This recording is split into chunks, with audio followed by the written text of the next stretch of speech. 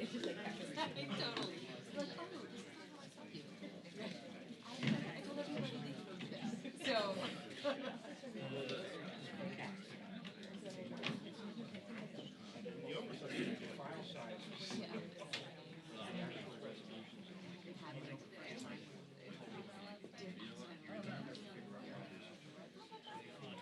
Gary? Paul? Handheld or anything? Yeah.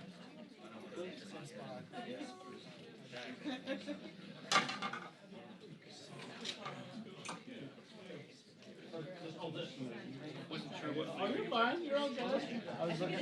No, I was actually just trying to figure out where. Are you doing anything? Not yet. Yes, sir. Great things going around. Are you here?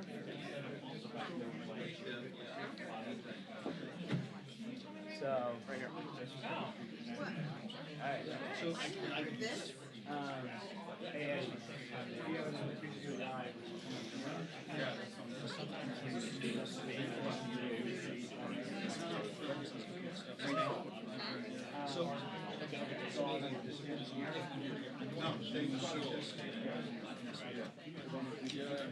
But we're gonna have to check the details.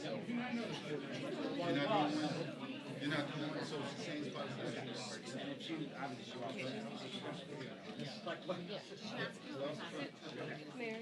What am I using for? Yeah, so you say. I just read that. I didn't know that. Yes, I can. Yeah, hey, you probably feel.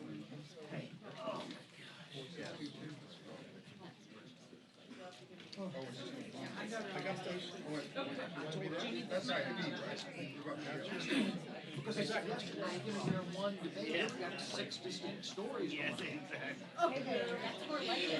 I was like, what the? Nobody said this.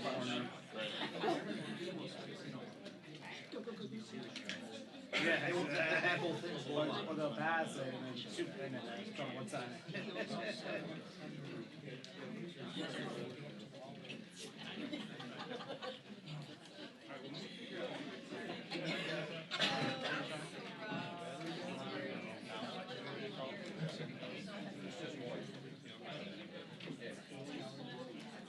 Okay, thanks.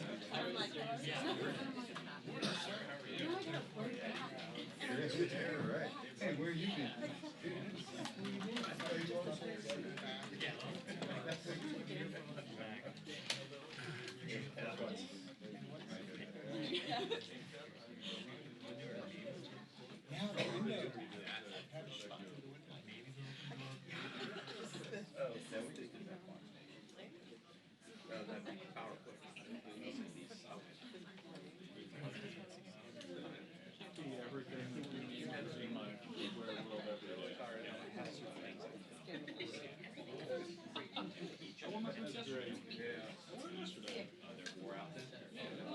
Like every day, I want to be that guy. Too late.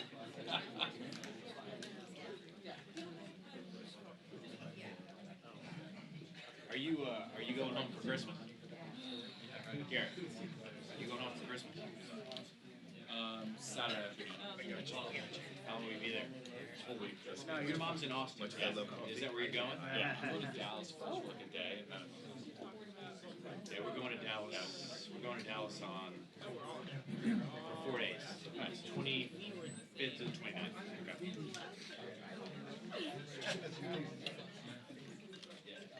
Check 1, 2, 3, 4, 5, 5, 4, 3, 2, 1. That's what I sound like when I talk on the microphone.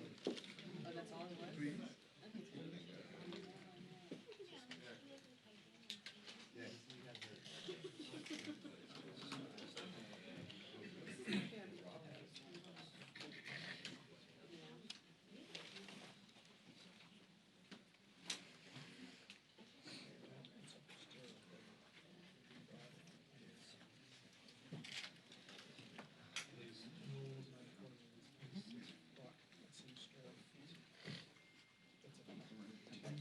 Check 1, 2, 3, 4, 5, 5, 4, 3, 2, 1.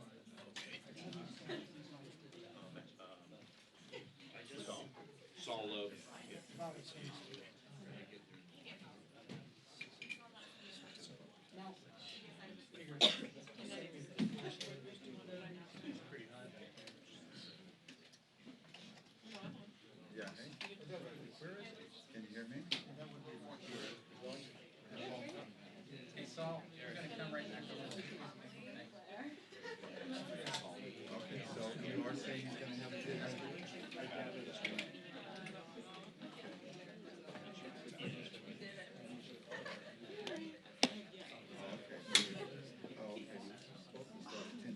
That's Garrett's spot.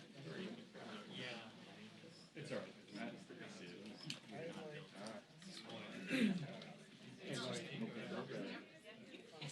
So, assume.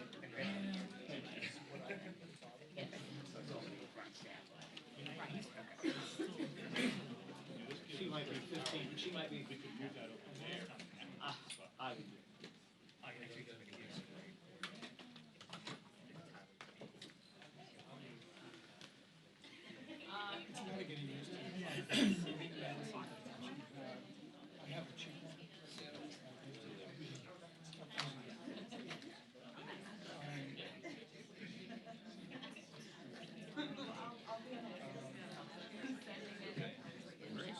You okay?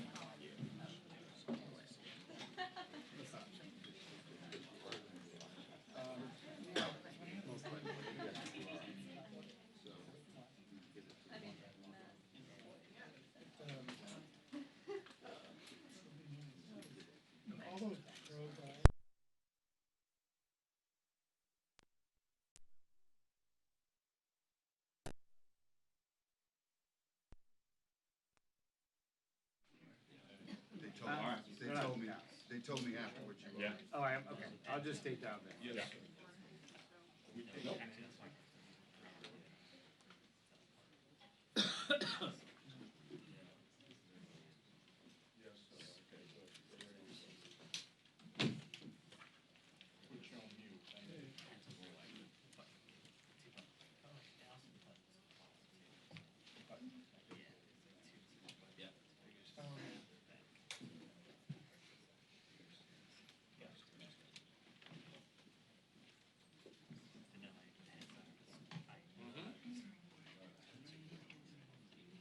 Okay. I'm not gonna be sitting in one place at all. No. Yeah, I know. Gotta have freedom to. I gotta get out. Gotta go in spirit. The idea of being stationary freaks me out. That's why I don't use tripod. I think I'm gonna go now.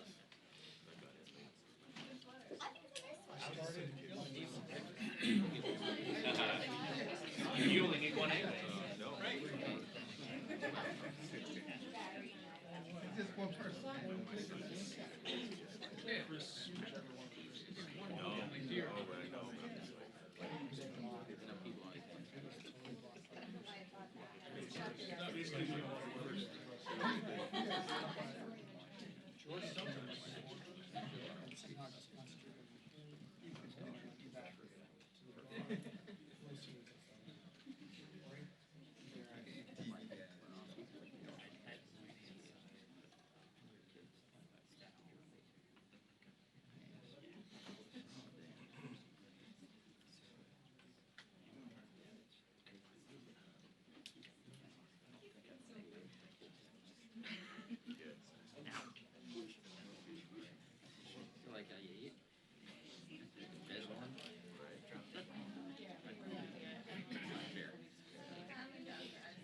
Well, Howie, the bottom line is we're in impeachment purgatory at the moment with the articles passed from the House, but no clarity yet on when or if they'll get transmitted to the Senate. This was something that had been discussed on some of the left wing of the party. This is Lawrence Tribe, a Harvard University professor, had been advising Democrats, had been talking about this idea of holding back the articles as a way to try to force a fairer trial in the Senate, to force the Senate to allow for witnesses. And when the Speaker was asked about this last night, she didn't really close the door on anything in terms of whether they would hold back the articles, and if so, for how long. Now, there wasn't any expectation that managers would be marching across the Capitol today to deliver them this afternoon. I think everybody in both chambers and both parties expected this would start in January, but it's got a lot of people talking about whether Democrats would try to press a tactical advantage here by seeing if they can put some pressure on Mitch McConnell and see if public opinion continues to be in favor of getting these witnesses, if that's the kind of thing that could lean on McConnell. Oh, by the way, there's still another big vote in the House today on USMCA. The president's #1 legislative priority this session will likely be the last thing that the House votes on before members go home for the Christmas break. So a little bit of cognitive dissonance here, and really the only person who knows what the plan is going to be for the House is the Speaker, and we're still waiting to hear from her this morning to see if she is any more clear today than she was late last night.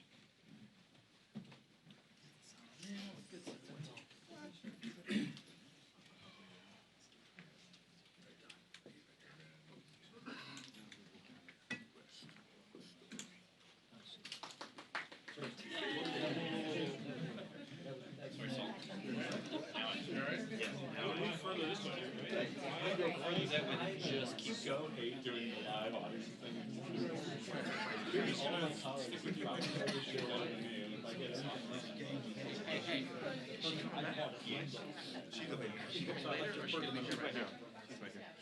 okay.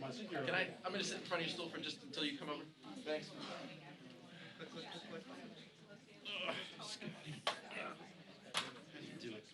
How do I do what? You gonna sleep on Christmas break? I slept some in November. Was it refreshing? Yeah. Was it like good sleep? It was good sleep. It was the sleep of defeated death.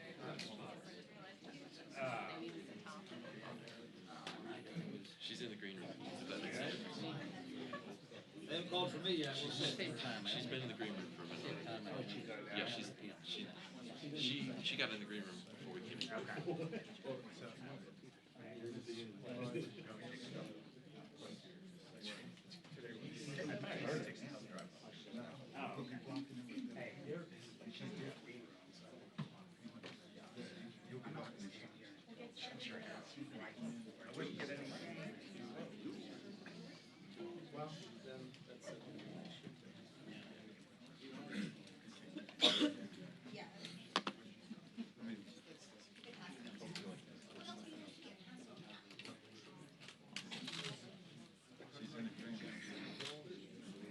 Yeah, yeah. Tell them you're talking about.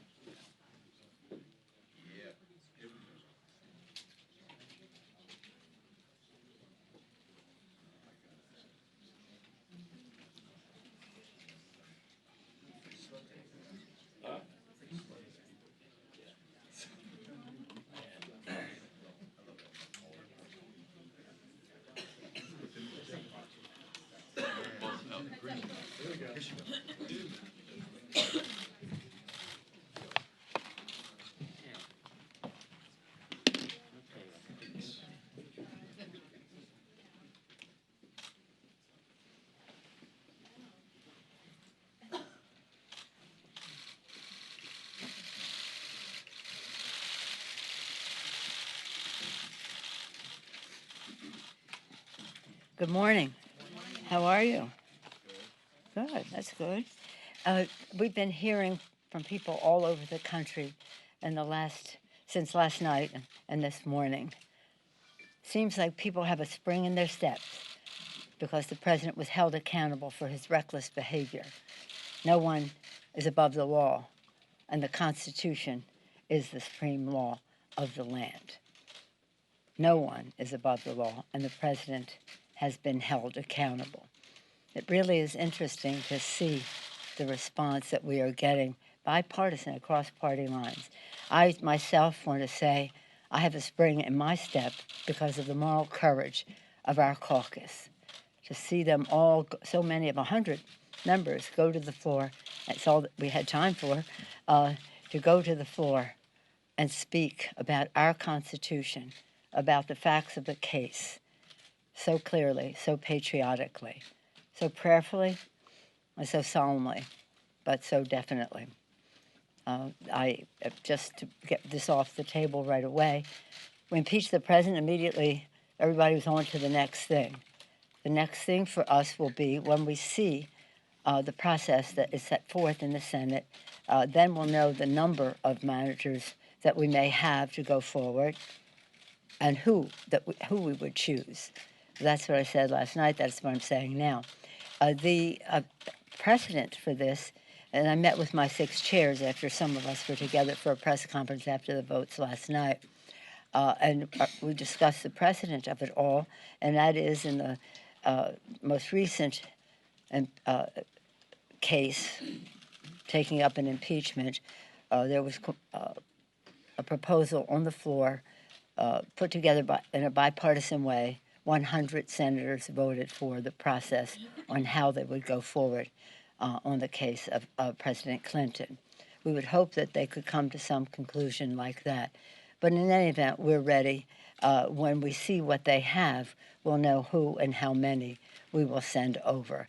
That's all I'm going to say about that now. We've had a very eventful week. I'm so proud of our members and really in some cases the bipartisanship of some of this and some not. Last year's campaign we said For the people, we would lower the cost of health care, starting with lowering the cost of prescription drugs and preserving the pre-existing condition benefit. Within the past week, we passed the Elijah Cummings Lower Drug Costs Now Act, which does just that. As we were passing it last week, we discussed the particulars of it. But with the savings that we gained from that, I think it's important to note that we already said we would be spending the hundreds of billions of dollars in savings on expanding benefits for Medicare, dental, visual, hearing, and the biggest expansion of Medicare since its inception. Next, we did lower an important bipartisan bill, the appropriations bill, to keep government open and to do so early enough so that you knew to make your weekend plans and get started for all the holidays you may be observing. And that was a major accomplishment. It took constant back and forth, but we ended up, as I have always said, as an appropriator myself, one forged in that culture, left to their own devices, the appropriators can get the job done. And I salute Chairwoman Nita Lowey for her work, the ranking member as well, and we're very pleased with that legislation. I guess I'll take up cloture or something on the Senate pretty soon, and hopefully it will be on its way to the President for a signature. Before I leave the subject of impeachment, though, let me commend our sixth chairman, Adam Schiff. Jerry Nadler, Chair of Judiciary, so proud of him. Maxine Waters, Financial Services, Richie Neal, Ways and Means Committee, Elliot Engel, the Foreign Affairs Committee, and also a very important committee chaired now by Carolyn Maloney, the Gov Reform Committee. I said last night and I say today, while he isn't with us today physically here, Elijah Cummings is with us in spirit. The foundation he helped lay for justice is with us. And he said, when we're dancing with the angels, what will we know about what we did to keep the Constitution intact? When he said that, it was very prescient. Little did we know that by the time we passed the impeachment resolution, well, the articles of impeachment, that he would be dancing with the angels. Right now, as we speak, they're debating on the floor the U.S.-Mexico-Canada trade agreement. I hear my colleagues on the floor last night saying, well, if we weren't doing this, we could do Mexico. Well, we are doing Mexico. And the discussion that took some time to convince the administration and the other countries was that we weren't going forward until we had the strongest possible enforcement of the trade agreement, and also manifested in the legislation that we'll have on the floor today, the implementing legislation. As you've heard me say over and over again, this is about enforcement, the overarching issue. If you can enforce it, it doesn't matter what you put forth. And of the concerns that we had, one were workers' rights, the other pharmaceuticals, and the other the environment. And we made giant progress from, first of all, over the existing NAFTA for sure. But apart from that, big distance between what the administration was proposing to begin with in all of those areas and to where we ended up now going forward. I'm very pleased to have the statement today that went out from the AFL-CIO, from Richard Trumka. He said, we are proud. He said, there is no denying that the trade rules in America will now be fair. Working people have created a new standard for future trade negotiations. I think it's a template for future trade agreements. Some of my members think, let's not give it that much. But we'll see how it goes in the implementation. That means everything. Then after that, today, we will do SALT, and that is going to be the state and local tax that the Republicans put on to punish blue states largely. It is paid for, this legislation, to repeal the SALT tax, and it will be paid for by increasing the rate on wealthiest individuals in our country. When the president first proposed his tax scam, They were saying, we're never going to lower the individual rate. And then they did. And now we will raise it again to repeal SALT. So we're very proud of what we have done. As you know, the Republicans keep saying, well, we should be working. You know, we've sent over 400 bills, 275 of them sitting on Mitch McConnell's desk. Well, 400, but 275 of those, at least, are bipartisan. The range of subjects is, well, you've heard me say it, but it bears repeating, I think. That includes all of our top 10 pieces of legislation, bipartisan background checks, expanding background checks. People have to have a background check unless they buy it at a gun show, online, or in some kind of straw transaction. So this is not creating background checks, it is expanding them, and as well as the South Carolina, one is H.R. 8, the other 1112. 295 days ago, we sent those bills to Mitch McConnell, the Grim Reaper. I've news for him. He may think they're dead on arrival there, but they are alive and well in the general public. And every day that he does not take up that legislation, because he knows it will pass, he fears that it will pass, or else he'd take it up. Every day that he does not pass it, 100 people die. Not all of them would, by gun violence, not all of them would be saved by the legislation, but some. And so we urge him to take up that life-saving legislation. The list goes on: Paycheck Fairness, Equal Pay for Equal Work, Violence Against Women Act, again about women, the legislation to raise the minimum wage of the 30-some million, 32, 33 million people who will get a pay raise with the increase in the minimum wage. Over 20 million of them are women. The Equality Act and Discrimination Against the LGBTQ Community, Dream and Promise Act, the SAFE Act, Save Our Federal Elections Act, Butch-Lewis Act, Protecting Pensions for America's Workers, Farm Workforce Modernization Act, which we passed the other day. It was bipartisan support and has bipartisan support inside and outside the Congress. Again, lower drug costs now. One other bill that we did pass that we had an enrollment ceremony, perhaps some of you came, was the Future Act, and that was about minority-serving institutions, Hispanic-serving institutions, historically black colleges and universities, higher education institutions that deal with our Native American population. It's very important. We sent it. That did pass, and that is on its way to the president. So with that, we said to my members what I say to you guys all the time: the word recreate and recreate are the same words. They spelled the same, and they mean something the same. When you recreate, renew, rest up, be with your family, you are recreated to come back for the discussions and the debates ahead as we go into the future. And as we go into the future, again, we are inspired by our founders who said, e pluribus unum, from any one, no matter what our difference is, and they certainly had theirs. We always have to remember that we are one country. I have my speaker's pin on today, but many times I have on the flag pin, which said, one country, one destiny. We have to think in those terms, and we look forward to doing that as we go forward. We still have a day here as we go forward. So I wish you happy holidays, and whatever you are celebrating. In our house, we celebrate them all. Christmas, Hanukkah, Kwanzaa, New Year's, whatever else. But I hope you have it. Now I'll have time for a few questions. Nancy?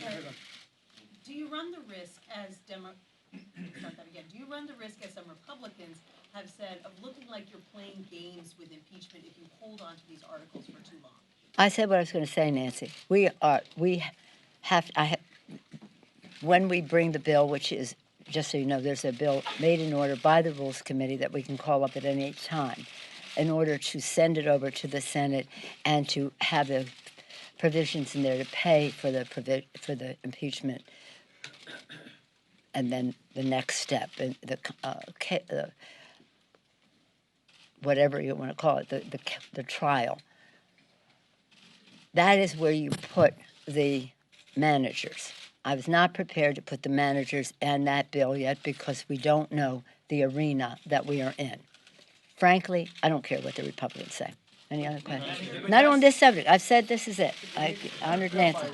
Last night you suggested you needed to see a fair process in the Senate. But we'd before like to see a submitting fair over. process, but we'll see what they have, and we'll be ready for whatever it is. Is Yes, that Chad? the requirement? You need to see a fair process before. We would submitting hope over? there would be a fair process, just as we hope that they would honor the Constitution. By the way, I saw some of it, I didn't see it, but I heard some of what Mitch McConnell said today, and it reminded me that our founders, and when they wrote the Constitution, they suspected that there could be a rogue president. I don't think they suspected that we could have a rogue president and a rogue leader in the Senate at the same time. Yes, Chad? Speaker, to that end, you have talked and criticized Senator McConnell today. Any other questions on any of this? Anybody want to talk about Mexico Free Trade Agreement? Anybody care about that? Jobs for the American people, progress in addressing globalism and the issues. Anybody want to talk about the SALT tax that we're passing today? Important issues that relate to the economic vitality of our communities. Any other questions? Because I'm not going to answer any more questions on this. Clearly, do you understand? When we see what their process is, we will know who and how many we want to send over. Not until then. I'm not going to go there anymore. Yes, sir. On USMCA, one expects the president will campaign how he got rid of the worst trade deal in history and made a better deal. Is that something you want to take credit for? Of course we'll take credit for it because what he proposed did not fill the bill of what he just described.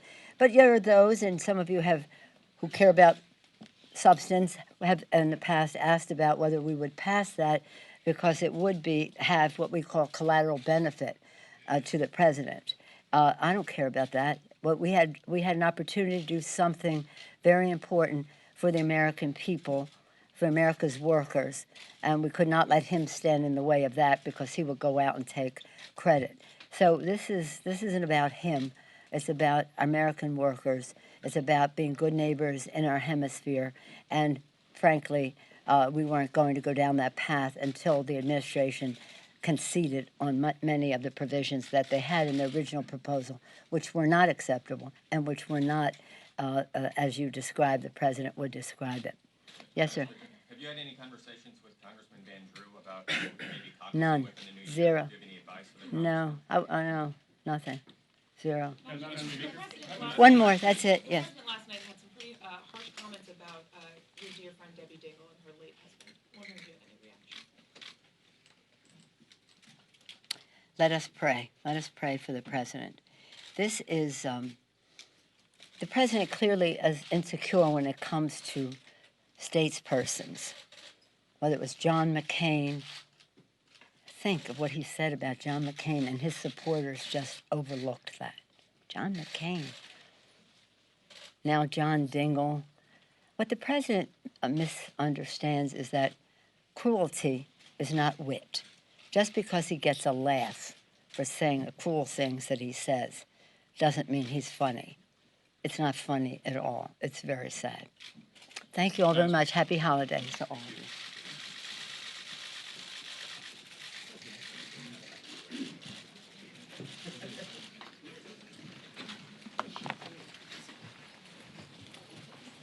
Yeah.